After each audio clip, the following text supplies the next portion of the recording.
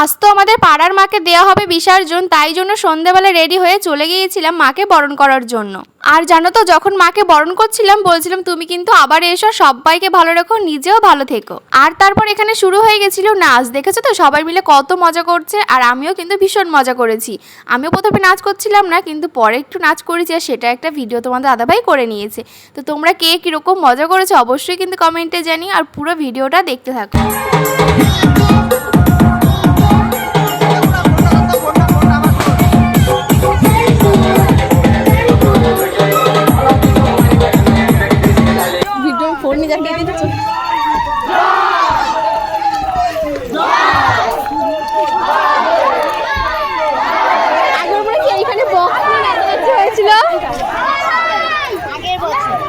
আগের বছর এখানে বক্সে নাচ হয়েছে।